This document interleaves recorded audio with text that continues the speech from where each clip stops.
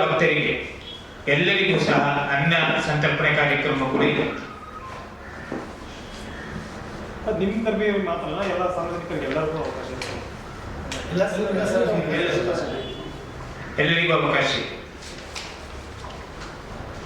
ಅವರು ಇತರ ಔಲಿಯಾಗಳ ಹೆಸರಿನಲ್ಲಿ ಪ್ರತಿ ವರ್ಷವೂ ಆಚರಿಸಿಕೊಂಡು ಬರುತ್ತಿರುವ ಉರುಸ್ ಮುಬಾರಕ್ ದಿನಾಂಕ 21-2-2025ರಿಂದ 28-2-2025ರವರೆಗೆ 7 ದಿನಗಳ ಕಾಲ ಜಾತಿ ಮತ ಭೇದವಿಲ್ಲದೆ ಸಾವಿರಾರು ಜನರ ಭಾಗವಹಿಸುವ ಕಾರ್ಯಕ್ರಮವಾಗಿರುತ್ತದೆ.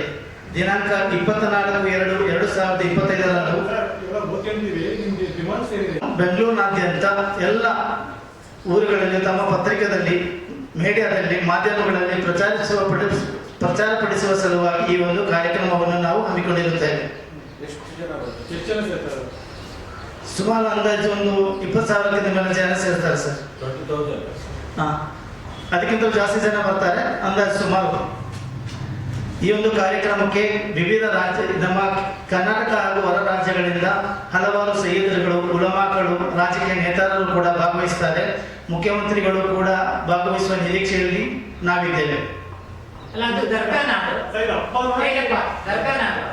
ಸರ್,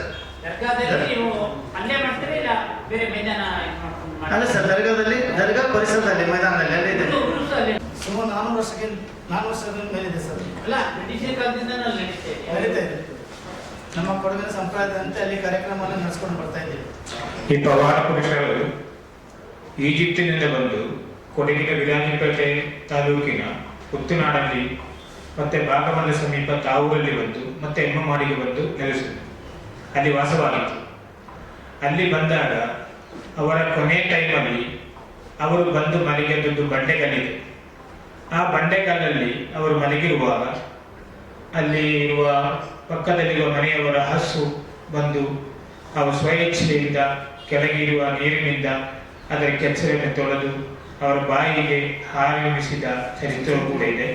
ಅವರ ಹೆಜ್ಜೆ ಗುರುತುಗಳು, ಈ ಹಸು ಕರುಗಳ ಹೆಜ್ಜೆ ಗುರುತು ಸುಮಾರು 400 ವರ್ಷಗಳ ಕಳೆದರೂ ಈಗಲೂ ಸಹ ತಾವು ಅಲ್ಲಿ ಬಂದರೆ ಅದನ್ನು ಡೈರೆಕ್ಟ್ ಆಗಿ ವೀಕ್ಷಿಸಬಹುದು. ಜಾತಿ ಮತ ಧರ್ಮ ಭೇದವಿಲ್ಲದೆ ಎಲ್ಲರೂ ಸಹ ಆಗಮಿಸುವ ಪುಣ್ಯ ಕೇಂದ್ರವಾಗಿದೆ ಎಂದು ಮಾಡುವಂಥದ್ದು.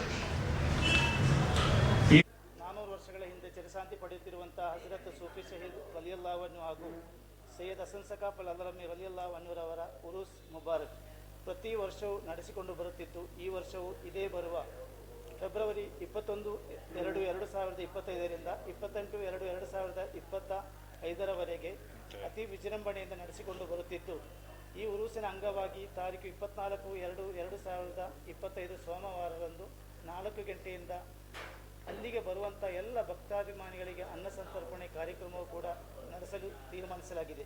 ಅಲ್ಲದೆ ಈ ಉರುಸಿಗೆ 7 ದಿನಗಳಲ್ಲಿ ಪ್ರತಿದಿನ ರಾತ್ರಿ ಧಾರ್ಮಿಕವಾಗಿ ಹಾಗೂ ಲೌಕಿಕ ವಿಷಯದ ಬಗ್ಗೆ ಧಾರ್ಮಿಕ ಮುಖಂಡರುಗಳು ಧಾರ್ಮಿಕ ಮತ ಪ್ರವಚನ ನೀಡಲಿದ್ದಾರೆ.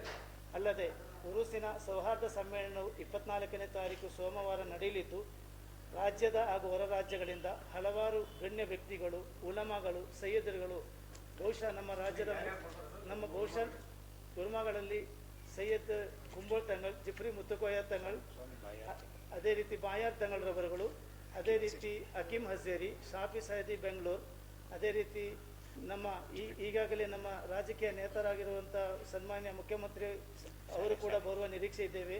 ಸಭಾಪತಿಗಳಾದಂಥ UT ಖಾದರ್ ಸರ್ ಅವರು ಬರುವ ನಿರೀಕ್ಷೆಯಲ್ಲಿದ್ದೇವೆ. ಜಮೀರ್ ಅಹಮದ್ ಸಾಹೇಬ್ರವರು, ನಮ್ಮ ಶಾಸಕರಾಗಿರುವಂತಹ ಕಾನೂನು ಸಲಹೆಗಾರಾಗಿರುವಂತಹ ಪೊನ್ನನಾಥ್ ಸರ್ ಅವರ ನೇತೃತ್ವದಲ್ಲಿಯೇ ಕೂಡ ಈ ಉರುಸು ಕೂಡ ಅವರ ಎಲ್ಲ ಮಾರ್ಗದರ್ಶನದಲ್ಲಿ ಕೂಡ ಈ ಉರುಸು ಅಚ್ಚುಕಟ್ಟಾಗಿ ನಮ್ಮ ಎಮ್ಮೆಮಾಡಿನಲ್ಲಿ ನಡೆಯಲಿದೆ. ಅದೇ ರೀತಿ ನಮ್ಮ ಮತ್ತೋರ್ವ ಶಾಸಕರಾಗಿರುವಂಥ ಮಡಿಕೇರಿ ಕ್ಷೇತ್ರ ಶಾಸಕರಾಗಿರುವಂತಹ ಮಂತ್ರೇಗೌಡ ಸರ್ ಕೂಡ ನಮಗೆ ಸಹಕಾರ ನೀಡಲಿದ್ದೇವೆ.